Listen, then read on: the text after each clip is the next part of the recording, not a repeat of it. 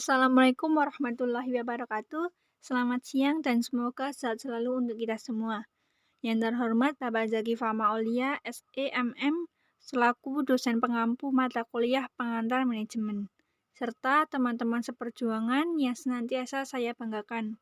Alhamdulillah, puji syukur kehadiran Allah Subhanahu wa Ta'ala yang telah memberikan kita nikmat umur, nikmat iman, serta nikmat sehat, sehingga kita dapat melakukan kegiatan kuliah online pada siang hari ini. Baiklah, perkenalkan nama saya Mayana selaku moderator yang akan memandu jalannya presentasi pada kesempatan kuliah online hari ini.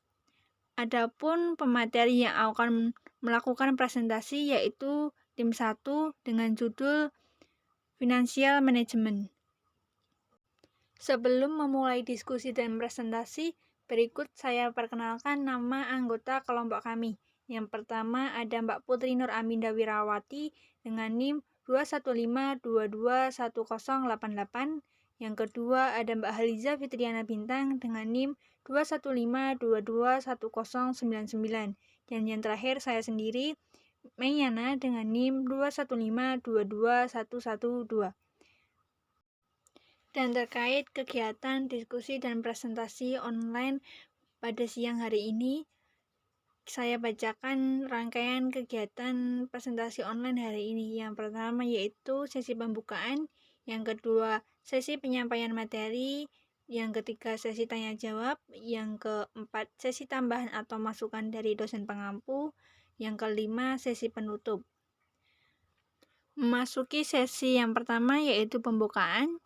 Supaya kegiatan kita pada perkuliahan online hari ini mendapatkan berkah, mari kita buka kegiatan perkuliahan online hari ini dengan membaca basmalah bersama-sama.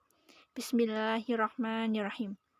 Memasuki sesi yang kedua yaitu sesi penyampaian materi yang akan disampaikan oleh kelompok kami. Materi terlebih dahulu akan disampaikan oleh Mbak Haliza Fitriana Bintang. Kepada Mbak Haliza Fitriana Bintang, saya persilahkan. Terima kasih kepada Mbak Mayana. Slide selanjutnya yaitu, apa pengertian tentang financial management? Manajemen finansial umum. Manajemen finansial mencakup semua aspek untuk memperoleh, menerapkan, dan mengendalikan sumber daya finansial.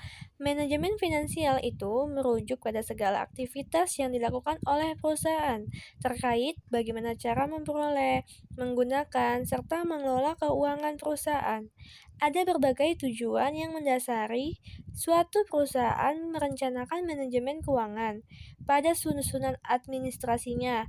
Di antaranya adalah menjaga arus kas, memaksimalkan imbal hasil, meningkatkan efisiensi, dan lain sebagainya. Jadi, manajemen finansial yaitu untuk mengelola dana berikut aset yang dimiliki perusahaan untuk kemudian dimanfaatkan pada pos-pos yang bisa membantu tercapainya tujuan utama dari perusahaan, yaitu imbal hasil. Dalam lingkup bisnis, manajemen keuangan mempunyai setidaknya 3 kegiatan utama. Yang pertama ada peroleh dana, aktivitas penggunaan dana, dan pengelola aktiva. Dari 3 hal berkaitan erat dengan sumber dana internal dan eksternal dari perusahaan. Kepemilikan saham dan modal kerja juga merupakan tugas dalam manajemen keuangan. Adapun ruang lingkup khusus yang dianjurkan dipahami oleh seorang manajemen keuangan meliputi keputusan, pendanaan, keputusan, investasi, dan keputusan pengelolaan aset. Slide selanjutnya yaitu membahas tentang tujuan manajemen finansial. Yang pertama ada menaksir biaya untuk mencapai tujuan.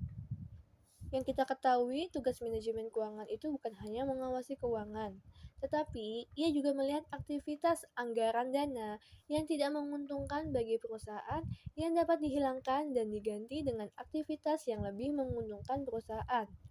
Dan yang kedua yaitu mengakses kemampuan untuk mencapai tujuan. Jadi, sebuah perusahaan harus mengakses kemampuan atau mengasah kemampuan karyawannya untuk mencapai tujuan perusahaan yang sesuai dengan visi misi yang sudah diterapkan oleh perusahaan. Dan yang ketiga yaitu mengamankan dana dan mengelola keuangan.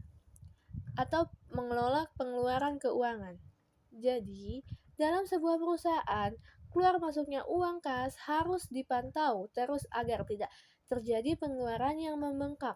Akibatnya bisa menyebabkan kerugian perusahaan. Uang biasanya dikeluarkan untuk membeli bahan baku, menggaji karyawan, dan pengeluaran yang lain. Dan yang keempat yaitu menetapkan dan menjalankan sistem finansial. Jadi, manajemen keuangan dalam merencanakan struktur harus bisa menyeimbangkan anggaran yang dimiliki dengan dana yang dipinjam oleh perusahaan. Dan yang terakhir yaitu memantau dan mengendalikan pembelanjaan. Dengan cara yaitu manajer keuangan juga harus mampu membaca pasar saham dengan memberikan pembagian laba semaksimal mungkin kepada pemegang saham perusahaan, yang tentunya akan meningkatkan perusahaan dan memberikan kepercayaan pemegang saham untuk terus investasi di perusahaan. Baik, setelah apa yang telah dijelaskan oleh Mbak Aliza tentang apa itu financial management dan apa tujuannya, kita akan membahas tentang fungsi manajemen keuangan. Fungsi manajemen keuangan ada 4. Yang pertama adalah perencanaan keuangan dan anggaran, yang kedua pengendalian, yang ketiga pemeriksaan, dan yang terakhir pelaporan. Untuk perencanaan keuangan dan anggaran, aktivitas bisnis yang berkaitan dengan penggunaan data perusahaan harus direncanakan dengan baik, sehingga kegiatan yang dianggap tidak menguntungkan anggarannya bisa dipotong, sementara alokasi dana harus dipertimbangkan pada pos yang bisa memaksimalkan imbal hasil perusahaan. Selanjutnya, tentang pengendalian. Semua kegiatan yang sudah dioperasikan harus dilakukan evaluasi keuangan. Tujuannya adalah menjadi acuan dalam pelaksanaan kegiatan berikutnya. Yang ketiga, pemeriksaan. Pemeriksaan internal atau auditing terkait keuangan harus dilakukan agar susunannya sesuai dengan kaidah standar akuntansi yang berlaku dan tidak timbul penyimpangan. Yang keempat, pelaporan. Manajemen keuangan memastikan adanya pelaporan finansial di setiap tahunnya, yang mana pelaporan tersebut bisa digunakan untuk menganalisis rasio, laporan laba dan rugi dari perusahaan terkait. Selanjutnya tentang bidang manajemen finansial. Bidang manajemen finansial tersebut terbagi menjadi 3 bidang utama. Yang pertama, penilaian investasi, yang kedua, pendanaan, yang ketiga, anggaran dan kendali biaya. Penilaian investasi adalah prosedur di mana kelayakan pekerjaan dinilai, yang mana ini merupakan salah satu masukan utama pada kasus bisnis. Yang kedua, pendanaan. Pendanaan ini dititik beratkan pada penanganan investasi yang disyaratkan untuk menyelesaikan pekerjaan dan memastikan dukungan arus kas. Yang terakhir, anggaran dan kendali biaya. Anggaran dan kendali biaya ditaksir, arus kas diperkirakan, dan kemudian pengendalian pada pemantauan arus kas diterapkan. Selanjutnya, tentang prosedur manajemen keuangan yang akan disampaikan oleh Mbak Aliza. Selanjutnya yaitu prosedur manajemen finansial. Manajemen keuangan pada proyek, program, dan portofolio menghasilkan banyak bentuk, tetapi prosedur yang sederhana diperlihatkan di bawah ini. Yang pertama yaitu ada prosedur yang dimulai dengan langkah perencanaan, yang mendefinisikan lingkup dan tujuan manajemen finansial dan hasil dalam rencana manajemen keuangan. Langkah permulaan dilakukan setelah pekerjaan disetujui dan sumber daya yang dibutuhkan untuk mengolah keuangan dimobilisasi. Langkah khusus pertama adalah menaksir. Apakah pekerja memerlukan biaya? Taksiran biaya dibuat dan harus sejalan dengan prosedur perencanaan lain yang menetapkan lingkup pekerjaan dan perkiraan jadwal sumber daya dan risiko. Yang selanjutnya yaitu ada taksir biaya. diseimbangkan terhadap nilai manfaat sebagaimana yang dihitung dalam prosedur manajemen manfaat dan didokumentasikan dalam kasus bisnis. Pekerjaan disetujui jika memperlihatkan manfaat yang lebih besar dibandingkan biaya dan juga organisasi tidak mampu memperoleh pengembalian yang lebih baik bila investasi dengan dana yang sama dengan yang lainnya. Dan taksiran biaya akan dijamin dalam anggaran untuk aspek pekerjaan yang berbeda. Ini dikomunikasikan dengan pengiriman jadwal untuk membuat informasi arus kas. Dan selanjutnya, pelaksanaan pengamanan dana berlanjut bersamaan dengan langkah-langkah ini dan dengan fase siklus hidup yang berbeda. Yang contohnya ketika mandat mendorong fase identifikasi proyek atau program, ia harus mendapatkan dana yang cukup untuk menyelesaikan proses identifikasi.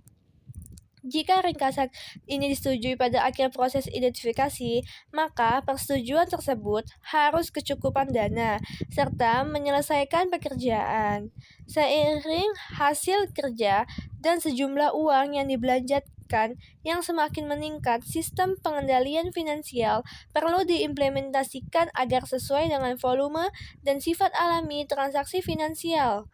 Sistem ini akan bekerja bersamaan dengan sistem manajemen jadwal untuk memperkirakan arus kas dan kemudian melacak pengeluaran aktual terhadap anggaran. Dan yang selanjutnya itu pendekatan manajemen finansial dalam proyek, program, atau portofolio sangat tergantung pada kebijakan, prosedur, dan standar yang digunakan dalam organisasi sendiri. Ini pada gilirannya dipengaruhi oleh lingkungan, peraturan, dan legislatif. Pada awalnya, prosedur finansial harus ditetapkan dalam rencana manajemen finansial agar sesuai dengan semua standar dan kemungkinan pertukaran informasi dengan sistem finansial organisasi sendiri.